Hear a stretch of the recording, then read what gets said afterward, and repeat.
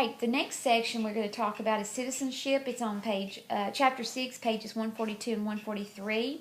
The campaign for the civic mission of schools has identified the following 6 proven practices for civic learning. First, classroom instruction, including courses in government, history, economics, law, and democracy that are not lectures, but which encourage the active engagement to students. I wonder if those are happening. You probably could tell me whether they are. Stop the video and tell me.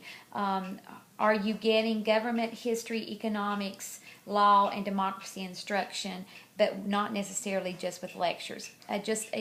Yes, I'm getting it, no, I'm not, will be sufficient.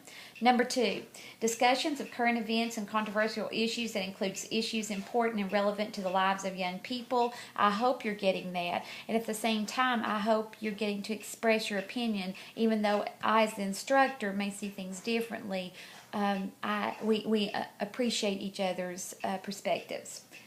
Number 3, service learning that provides students opportunities for community service linked to the formal curriculum and classroom instruction. We have that one, check.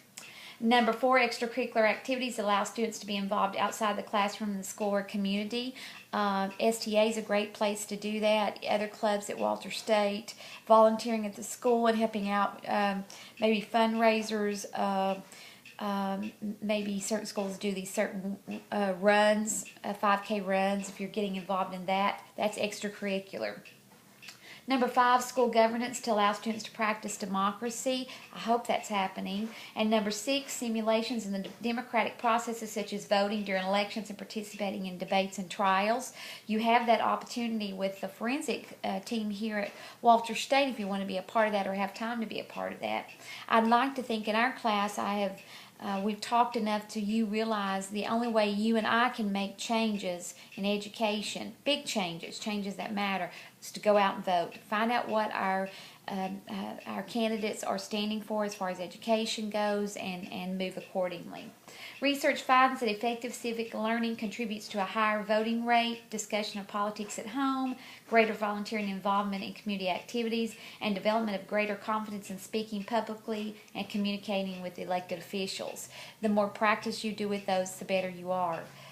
Teachers can also model civic behavior through their engagement in community and political activities, locally, nationally, or internationally. So be prepared. You should be modeling behavior you want your students to do. So part of that is the civic behavior. You should be modeling that.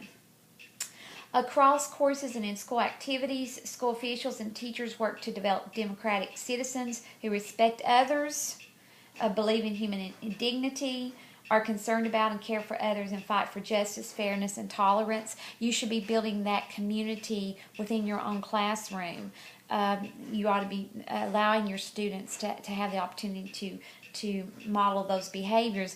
I know a teacher right now who he sets up little town meetings, he calls them, maybe on Fridays once a week, and they kind of go over, okay, so how did it go this week? What needs to be done? What would you all? And I think those that had me in 2010 especially, you remember the times we started coming together and what would you like to see and what would make this easier for you and what would make this better for you, and we kind of worked out a little community of laws and of the land, if you'll have it.